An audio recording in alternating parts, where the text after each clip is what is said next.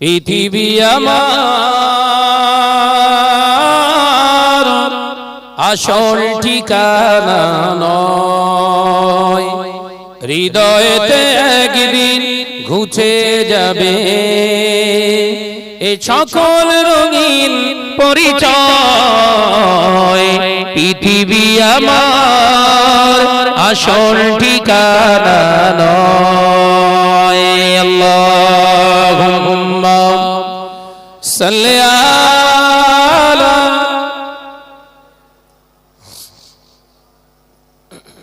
পড়ো বাবা পড়ো আলা আলি।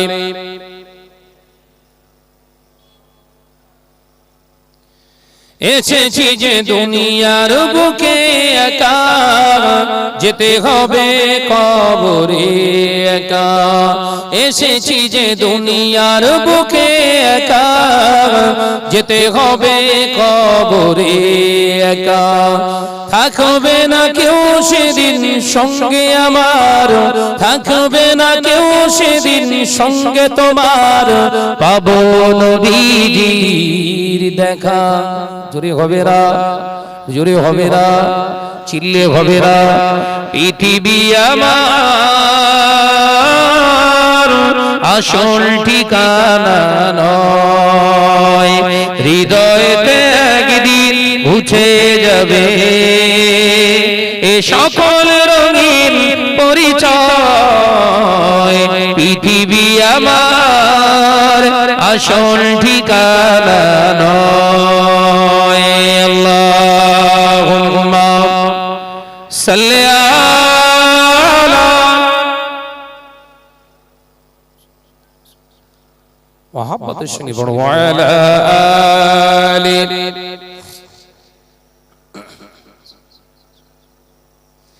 কিয়ামতের ওই কঠিন সময় থাকবে না কেউ আপন আমার।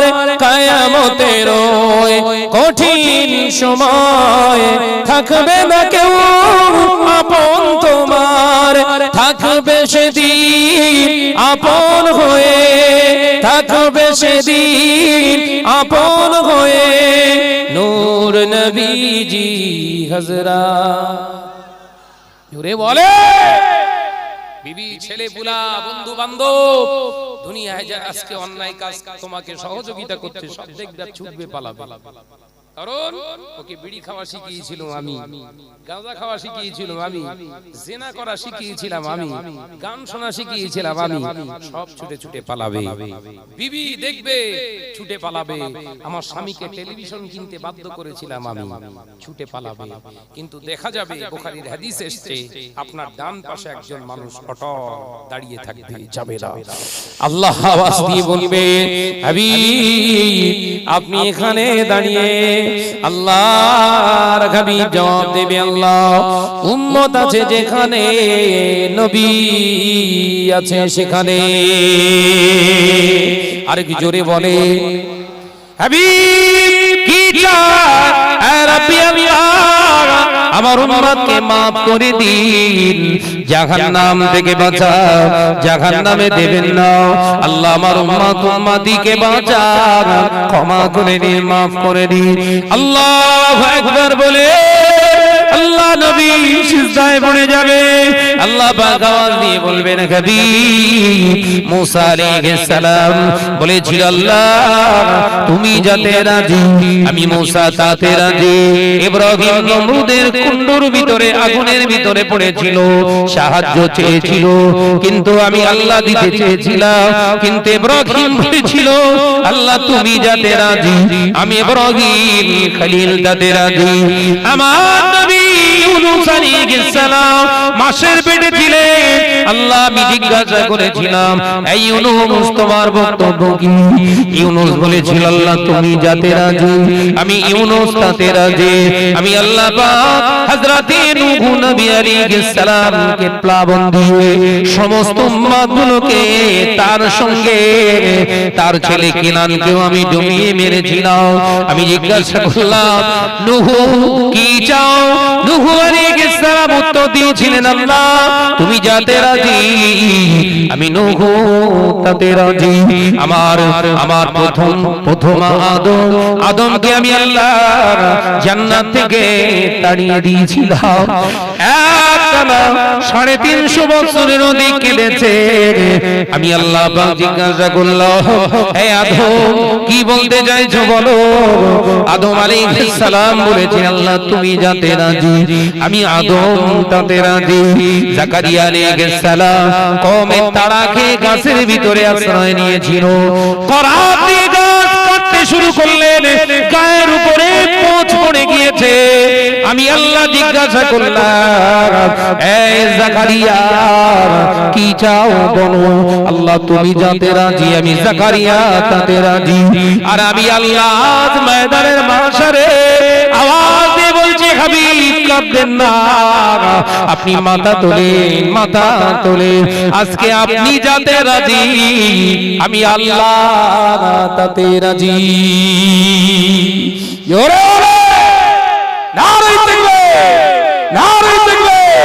সিলসিলা হক মুজাদ্দিদুজ জামান, সিলসিলা হক ফুরফুরা শরীফ, নারে তাকবীর। পৃথিবী আমার আসল ঠিকানা নয়, হৃদয়েতে একদিন মুছে যাবে এ সকল রঙিন পরিচয়। পৃথিবী আমার আসল ঠিকানা নয়। আল্লাহুম্মা সাল্লি আলা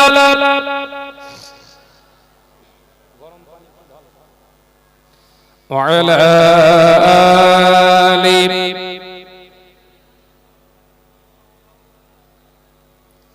আমার সোনার চাঁদ মানিকের আলোচনা কোথায় শেষ করেছি আমার মনে নেই, বলো কোথায় বলে সব খেয়ে ফেলছে যেই সেই হজম। ওই পর্যন্ত হ্যাঁ ঠিকই বলেছে। বিশ্বনবী বললেন, যে ছেলেটা মোহরানা দিতে অক্ষম আপনার মেয়ের সঙ্গে কন্যার সঙ্গে বিয়ে দেয়া আপনি স্বীকারোক্তি দেবেন না, বিয়ে দেবেন না। মোহরানা নগদে, বিবিও নগদে, হবেন ঘোরালি মার খাবেন।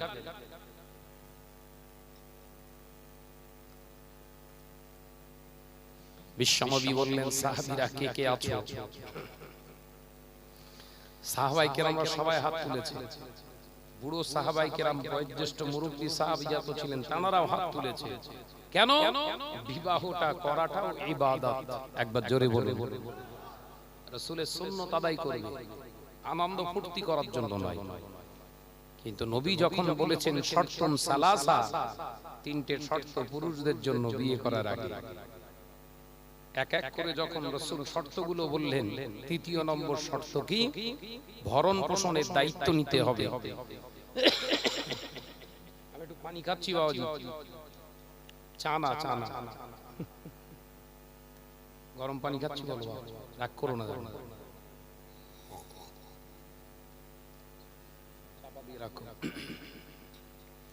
বিশ্বনবী শেষ শর্ত কি বললেন?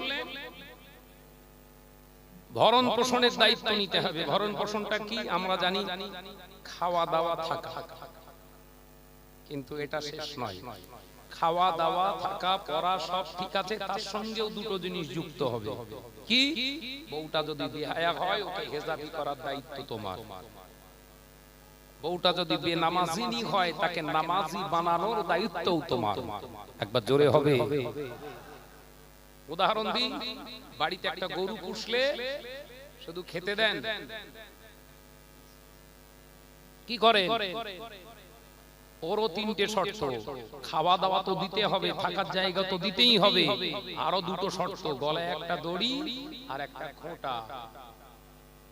খোঁটা বলে না খুঁটো, ওই হলু। খেতে দিয়েছেন, গলায় দড়ি দেননি, এলাকার মানুষ দোয়া করবে না গাল দেবে? বল না রে বাপ। সাদে ছাগল পুষছো, পাটনাই খাসি কিংবা রামছাগল আছে না, কেন ছাগলের গলায় দড়ি দেননি, আর পাশেই ধান খেত কিংবা কফি খেত, ও বেশ ভালো করে খেয়ে ফুটবল মতো ঘরে ফিরে গেছে। আর ওটা ধরেন আপনার নিজের বড় ভাই, বড় ভাইয়ের জায়গায় কফি বসানো আছে, 8টা 10টা কপির চারা মোটামুটি ঝেড়েছে, 10টা কপি গাছ পুরো মুড়ো করে দিয়ে যখন আপনার ঘরে ছাগল হলো, আপনার বিরাট আনন্দ হচ্ছে। কিন্তু ওর পেছনে আপনার বড় ভাই লাঠি একটা কেটে নিয়ে হাজির হয়েছে, ছাগল তো আমার 10টা কপির দাম দেন, নইলে তোরে সাইজ করব।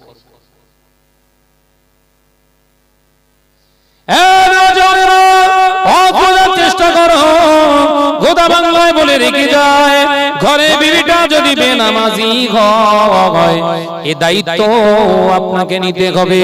ঘরের বিবিটা যদি বেহায়া বিলজ্জ হয়, নিলজ্জ হয়, ওকে হেজাবি করার দায়িত্ব তোমায় নিতে হবে।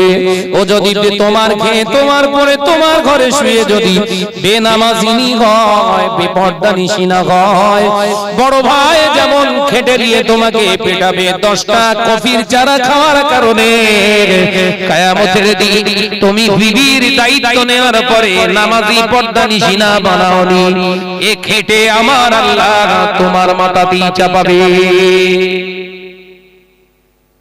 এর নাম হচ্ছে ভরণ পোষণ। বোঝা গেছে? খাওয়াচ্ছে দাওয়াচ্ছে, হাতির মতো হচ্ছে, আর নামাজের ধার ধারে না। আর তুমি মসজিদের কোণে যেয়ে ফজরের নামাজ পড়ে ওজিফা করতেছো, লা ইলাহা লা ইলাহা। ফেরেশতারা বলছে যতই হু হু করিস না কেন, তোর ঘরের হাতি চুপ শুয়ে রয়েছে, ফজরের নামাজ পড়ে না, তোরে সাইজ করব কবরে ঢোক। কথা বোঝে না।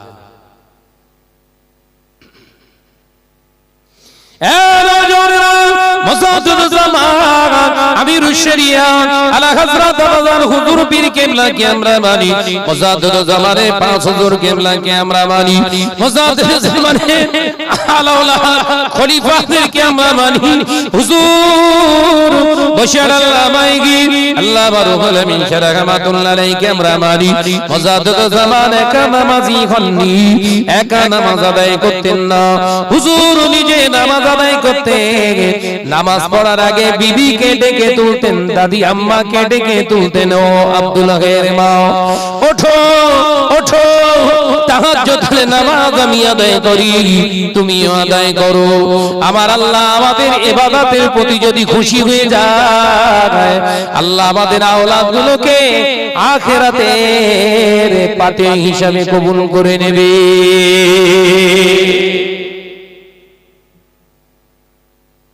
বিবিকে নামাজি বানানোর দায়িত্ব তো তোমার, গহনা দেওয়ার দায়িত্ব যেমন তোমার, দামি শাড়ি পরানোর দায়িত্ব যেমন তোমার, ভালো খাবার কিনে এনে সামনে পেশ করাটা যেমন দায়িত্ব তোমার, তোমার বিবিকে হেজাবিনী করার, নামাজিনী করার দায়িত্ব মলি সাহেবের নয়, ওটাও তোমার। আলোচনা বোঝা যায়? বলে হুজুর বলি তাও বোঝে না। আচ্ছা দেখো দেন কি সমস্যা বলেন দিন। বলে 36 বছর ধরে বোঝাচ্ছি, চাচা বলছে তোর চাচি বোঝে না, শোনে না। আচ্ছা ভাই, যে চাচি কথা শোনে না ও চাচির বাচ্চা হয়? আলোচনা উল্টো বাক মারলি হবে না। যে বউ স্বামীর কথা শোনে না ও বউয়ের বাচ্চা হবে? হবে?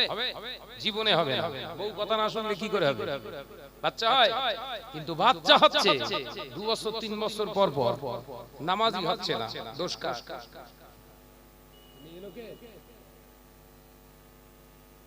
আরে এই পুরুষ না আছে হিজড়া, এর ধরে আগে আগে পিটি ফেলো।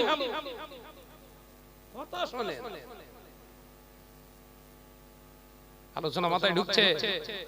যে বিবি কথা শোনে না তার বাচ্চা হবে না, শরীয়তের বিধান।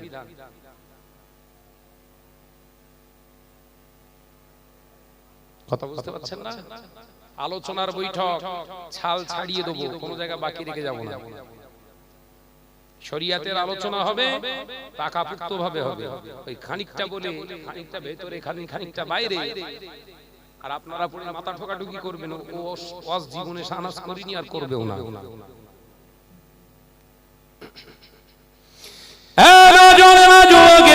ছেলেরা, বাচ্চারা, পর্দানিশীন মা বোনেরা, আল্লাহ নবী হযরতে ইব্রাহিম আলাইহিস সালাম ছেলে ইসমাঈল আলাইহিস সালামের ঘরে এলেন, সালাম দিলেন। ঘরের ভিতর থেকে আওয়াজ আসলেন একজন মহিলার কণ্ঠস্বর, কে আপনি? আমি হলাম ইব্রাহিম। আর ইসমাঈল গেল কোথায়? আপনি কে? আমি হলাম, আমার স্বামী হলো ইসমাঈল। আপনি কে? আমি হলাম ইব্রাহিম। আপনি কে বলে ঘরের দরওয়াজা খুলে বেরিয়ে যেতে নবী ইসমাঈল আলাইহিস সালামের বিবি আলিয়া, আল্লাহর নবী হযরত ইব্রাহিম আলাইহিস সালাম বললেন, স্বামী ঘরে আসলে বলে দিও ইব্রাহিম নামক একজন ব্যক্তি যে ছিল সালাম দিয়েছে, আর ঘরের চৌকাঠটা চেঞ্জ করতে বলেছে। ইব্রাহিম আলাইহিস সালাতু ওয়াস সালাম ছেলের বাড়িতে এসেছে। ইব্রাহিম আলাইহিস সালাম সালাম দিয়েছে, সালামের জবাব দিয়েছে উচ্চ স্বরে। দরজা খুলে বেরিয়েছে, বলছে আপনি কে? ইসমাঈল আলাইহিস সালামের আব্বা কে? নবী ইব্রাহিম আলাইহিস সালাম। বললেন আমি হলাম ইব্রাহিম। আল্লাহর বান্দা,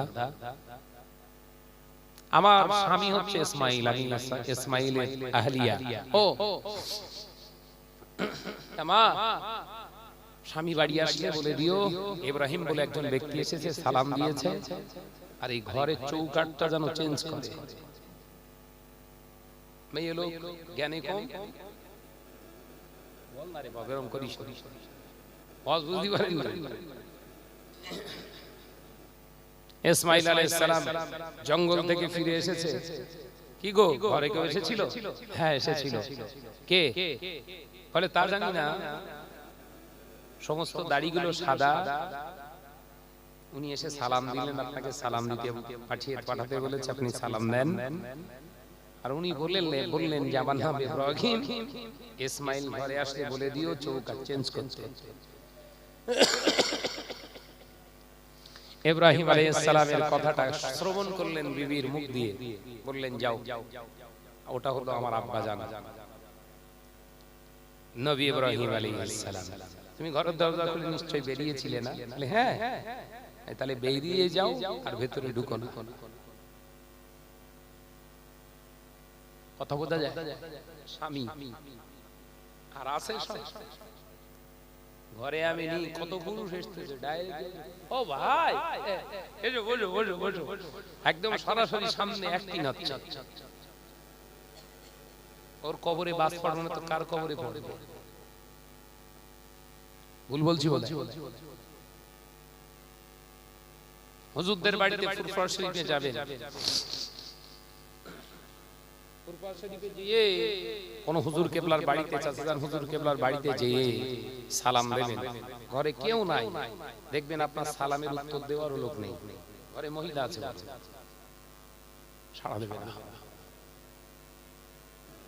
প্রত্যেকটা দরওয়াজার সামনে, মেন গেটের দরজার সামনে দরজা ঢেকে রেখে দিয়েছে আবার মোটা কাপড়ের পর্দা। আর আমাদের ঘরে সব জর্দা। কে বুঝছেন? নবীর দেওয়া তাবিজ তানাদের ঘরে আছে, আর তানাদের দেওয়া তাবিজ সব আমাদের ঘরে। মাথায় ঢোকে না। তাই নবীকে চিনুন। মুজাদ্দিদ জামান ওয়াজ নসিহতে গিয়েছিলেন, চোর দস্যু ডাকাত ঘরের ভিতরে ঢুকে পড়েছিলেন। মুজাদ্দিদ জামান দুটো হাত তুলে দোয়া করেছিলেন, আল্লাহ যে আমার এই ঘরের চৌকাঠকে ভেদ করে তোমার হুকুমকে যারা জলঞ্জলিতে দিয়েছে, ঘরের মহিলাদের দেখার জন্য, অর্থ ধন সম্পদের জন্য বদদুয়া চাইনি, আল্লাহ তুমি এর বিচার করে দিও। সেই যারা চুরি করতে এসেছিল ওদের চুন পায়খানা হয়েছিল, চুন চুন শোনা আছে? আজকে কোথায় ইসলাম?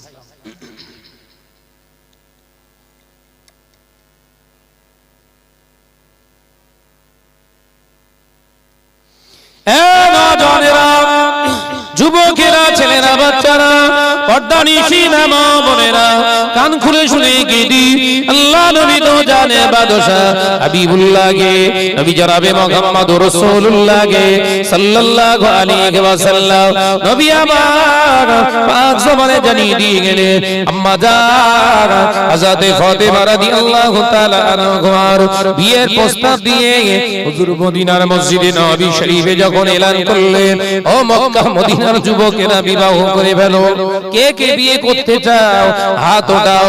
সাহাবায়ে কেরামেরা হাত উঠিয়েছে, কিতাবের ভিতরে এসেছে আসহাবে সুফা সমস্ত গরীব সাহাবায়ে কেরামেরা হাত উঠিয়েছিলেন। আল্লাহ নবী যখন তিনটি শর্ত দিলেন, একটা শর্তের যদি অভাব থাকে ওই পুরুষটার জন্য বিয়ে করা বৈধ নয়, সঙ্গে সঙ্গে সাহাবায়ে কেরামেরা হাত নামিয়ে নিলেন।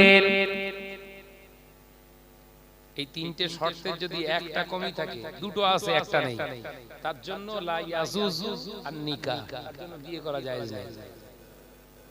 এরকম করে সমাজে বিয়ে হচ্ছে হচ্ছে ঘোড়ার ডিম কিচ্ছু নেই, শুধু কুত্তার মতো ডাল কুত্তার মতো চুল কেটে রেখেছে এই পর্যন্ত, আর মাথা শুধু নাড়া দিচ্ছে, মেয়ে বলতেছে ওইটাই আমার চাই। এই কথা বলছেন না কেন? ছেলেদের চুল কাটার স্টাইল দেখলি মনে হয় সব আলসেসিয়ান কুকুর, দেশীয় কুকুরগুলো ওদের দেখে আর ঘুম খায়। ই আবার কোত্থেকে এলো? একটা ছেলে চুল কেটেছে, তার দিকে কুকুর এরকম দেখে উল্টো দিকে হেঁটতেছে, আর পেছন দিক থেকে গাড়ি ধাক্কা মারতেছে, খেয়াল নেই। কুকুর অবাক হয়ে যাচ্ছে, অন্য যাচ্ছে, চতুর্দিকে নেড়া, মাথায় একটুখানি শুধু খোপা মতো রেখে দিয়েছে। বললো এটা কি শার্ট, তা সে কি এমবাপে নাকি বললো, এমবাপে নাকি না, ও নাকি ওই রকম শার্ট দিয়েছে, ওর মায়ের দুধ ভাই তো ওই সে তার সুন্নত পালন করতেছে।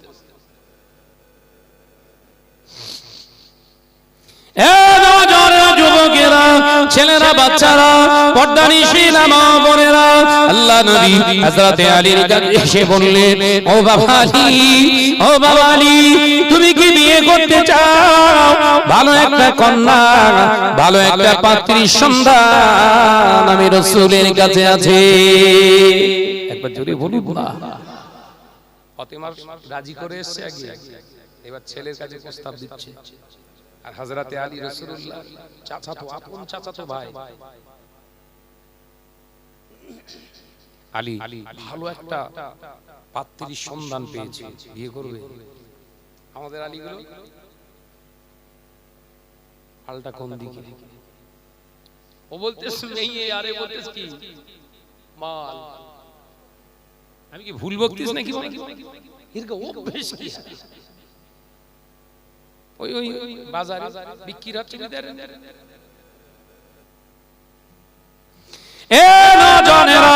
যুবকেরা, ছেলেরা, বাচ্চারা, পর্দানিশীনা মা বোনেরা, হযরতে আলী রাদিয়াল্লাহু তাআলা আনহু লজ্জায় মাথা গে জমিনটা ফাঁক হয়ে গেলে লজ্জায় জানওয়ালি ঢুকে যায়।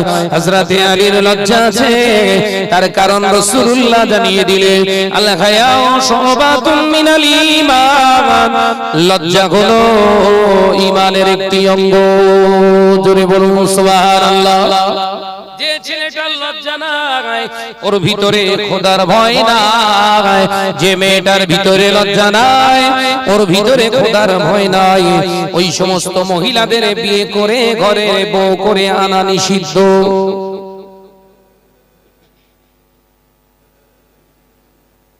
মেয়ে দেখতে গেলেন, যে মেয়েটা সেজে গুজে আপনার সামনে আসে, ওর লাজ লজ্জা নাই, ওর যত সুন্দর রূপ হোক না কেন ঘরের বউ বানাস না। গোটা ঘরটাকে বাজার বানিয়ে দেবে, প্রত্যেকের চরিত্রটা নষ্ট করে ছেড়ে দেবে। বিয়ে দেখা মেয়ে দেখার সময় প্রথম দেখে নে মা, প্রথম দেখলে বাবাজি ওই মেয়েটা কেমন পোশাকে নিজেকে প্রেজেন্ট করে, উপস্থিত করে। ওই মেয়েটা যদি ভুরু ফেরা কিংবা নেল পালিশ ঠোঁট পালিশ মেরে ঘষাঘষি করে যদি তোর সামনে এসে হাজির হয়, ওকে যেন ঘরের বউ তুই বানাস না। ও মার্কেটের জিনিস, কথা বুঝতে পারেনি নাকি?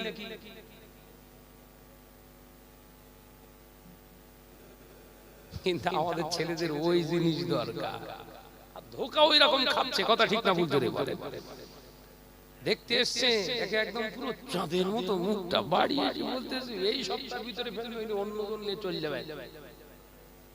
মানে আর দেরি হচ্ছে না, এক্ষুনি দরকার। বিয়ে শাদী হলো, বিয়ে শাদী হওয়ার পর বাসর ঘরে যে সেই 500-700 ধুয়ে বেরিয়ে গেছে। আরে অরিজিনাল না তো, যত ময়দা আটা বেসন সব তো এর ভেতরে, সব থোবড়ায়। এবার বাসর ঘরে ধুয়ে টুয়ে বসে রয়েছে, তুমি কে? এই কথা ঠিক না বুঝতে? বলছে কেন বুঝতে পারতোস না আমি কেডা? রেজিস্ট্রি হয়ে গেছে, পাকা মারলি ঝাড়বো। প্রথম বলছি আল্লাহ কি বিপদে পড়লাম। মানে আমি নবী বলে দিয়েছি খবরদার ওই জিনিস ঘরে ঢোকাস না, কত ধোঁকাবাজ। যে মেয়ে সেজে গুজে সামনে নিজেকে পরিবেশন করে বিয়ের আগে হচ্ছে বঞ্চন, ধোঁকাবাজ। ওকে বিয়ে করিস না, জীবন বরবাদ, আখিরাত বরবাদ। শুনিসনি তো? এবার জল কথা মাথায় ঢোকে, গোদা বাংলা বোঝে না।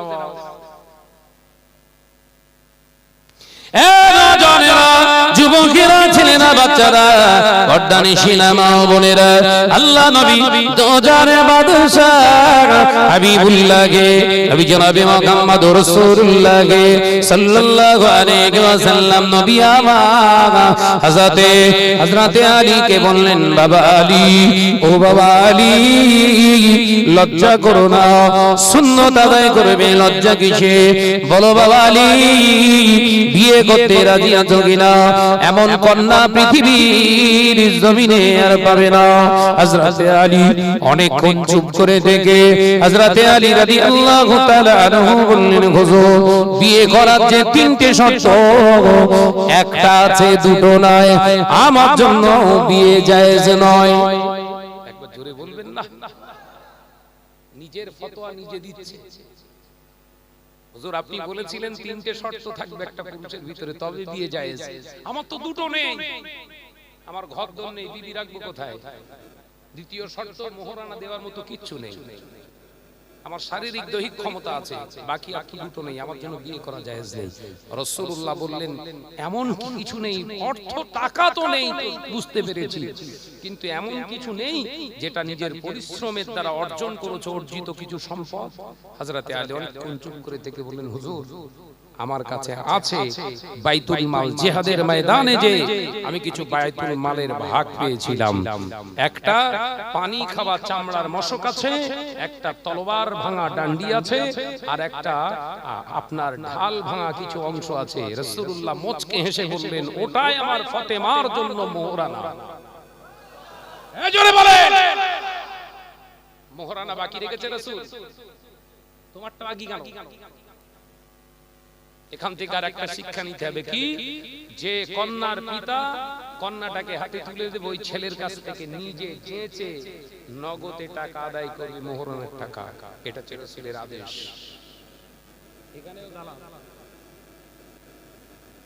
এখানেও দালাল পাঠাই তো নাকি? সেই দুজন পাঠায় না সব শেষ হয়ে গেছে, এইসব নসিহত আলোচনা নেই। এখন কিছু কিছু ছেলেরা বলতেছে শুধু আরবি বলো, আরবি বলো, আরবির অজানে নাও নিজে।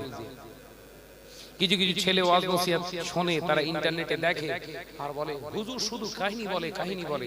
এতক্ষণ কাহিনী বললাম, কোরআন হাদিসের গোদা বাংলায় বোঝালাম, কারণ এরা যতটা আরবি বোঝে তার থেকে বাংলা অনেক গুণে বেশি বোঝে। আল্লামা হুজুর ইচ্ছা করলে 154 খানা কিতাব সব আরবিতে লিখে যেতে পারতেন। জ্ঞান ছিল না, ছিল না?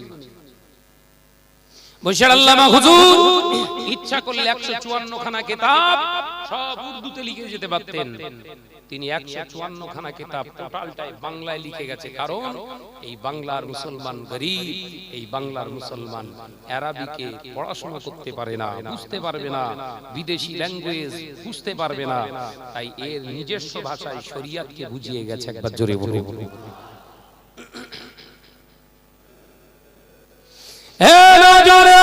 যুবকেরা, ছেলেরা, বাচ্চারা, পর্দানিশীনা মা বোনেরা, আলোচনা বোঝার চেষ্টা করো। আল্লাহ নবী কলেজার সাহাবী হযরতে শেরে কোদারি বললেন, ইয়া রাসূলুল্লাহ, হাবিবাল্লাহ, আমি যে বিবাহ করব আমার বিবি আপনার কন্যা ফাতেমাকে আমি রাখবো কোথায়? ঘন্টায়। কারণ মক্কা থেকে আমি হিজরত করে মদিনায় চলে এসেছি। হুজুর, আমার পরনের পোশাক ছাড়া আমার তো কিছুই না। এখানে ঘর দরবন্দি আসহাবে সুফার অন্তর্ভুক্ত আমি। বিশ্বনবীর মনটা খারাপ হয়ে গেছে। এই তো আমার আলীর তো ঘর নেই। নবী আমার দিন ও দুনিয়া বাদশাহ হাবিবুল্লাহ নবী জনাবে মুহাম্মদুর রাসূলুল্লাহ সাল্লাল্লাহু আলাইহি ওয়াসাল্লাম হুজুরের মনটা খারাপ হয়ে গেল। পাশে দাঁড়িয়ে থাকে একজন সাহাবী, মদিনার ধনাঢ্য সাহাবী, ধনবান সাহাবী হযরতে আইয়ুব আল-আনসারী রাদিয়াল্লাহু তাআলা আনহু কে দাঁড়ালেন, ইয়া রাসূলুল্লাহ, হাবিবাল্লাহ, বিয়ের দিন কোন ঠিক করে? আমার ভাই, ছোট ভাই আলীর ঘন্নায় কে বলেছে? আমার ছোট বোন ফাতেমার ঘন্নায় কে বলেছে? এই ধরো ধরো, সব বোন এসে টস মেরেছে।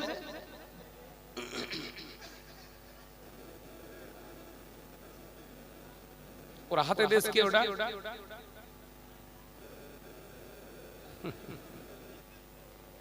শিগগিরই পকেটে ঢোকা, নইলে খুব রাগী মানুষ বলো।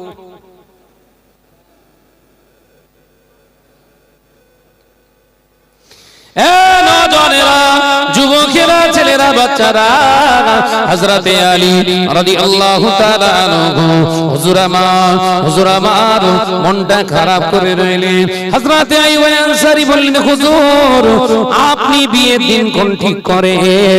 ঘরে চিন্তা করবেন না, আল্লাহ আমার যতটা ঘর দিয়েছে সমস্ত ঘরের ভিতর থেকে সব থেকে ফার্স্ট ক্লাস ঘরটা আমার ছোট ভাই আলী, আমার বোন ফাতেমাকে আমি আল্লাহর রাস্তায় দান করে দিলাম।